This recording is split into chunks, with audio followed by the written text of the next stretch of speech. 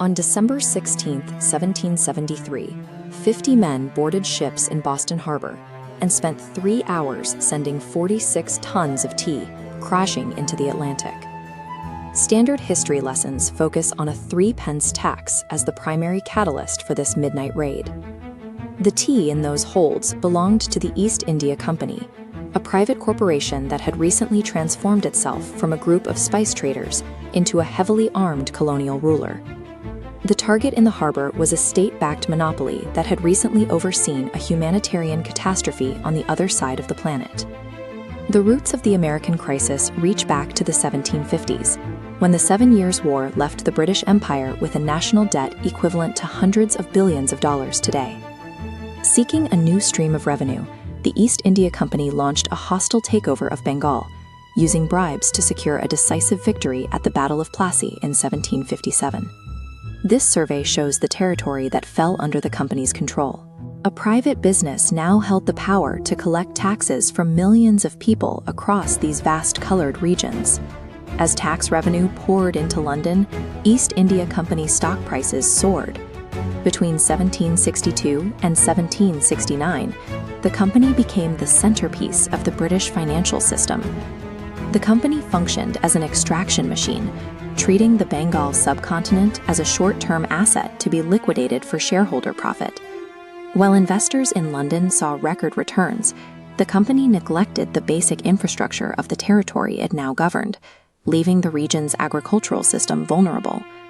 When the monsoon failed in 1769, the company maintained its profit margins by increasing their aggressive tax collection targets and continuing to export food from the starving province. This infographic represents the human cost of those corporate priorities. By the end of 1770, 10 million people in Bengal had died of starvation. The company's financial records show a stark divergence. As the population curve dropped, the revenue extracted from the survivors sharply increased, doubling company profits in the midst of the famine.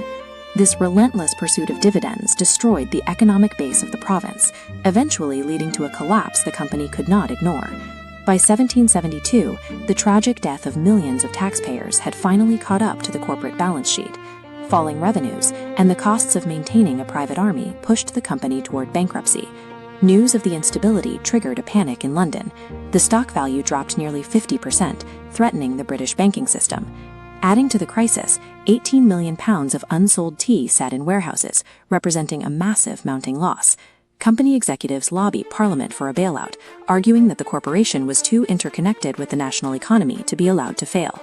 Parliament responded with the Tea Act of 1773. The law allowed the company to bypass merchants and ship its massive tea surplus directly to the American colonies, duty-free. This desperate corporate rescue plan forced American colonists to choose between cheap tea and their own hard-won economic independence. Colonial newspapers carried detailed accounts of the famine in Bengal. Protesters like the writer Rusticus warned that after draining the wealth of India, the company was turning its sights toward America as its next theater of operations. When those chests hit the water, protesters were sabotaging a corporate monopoly that had overseen a humanitarian disaster on the other side of the world. The British government retaliated by closing Boston Harbor and suspending local government, a move that united the 13 colonies in a shared resistance against the crown. This journal marks the moment that resistance turned into a formal political alliance. 12 colonies sent delegates to Philadelphia in September 1774 to coordinate a unified response.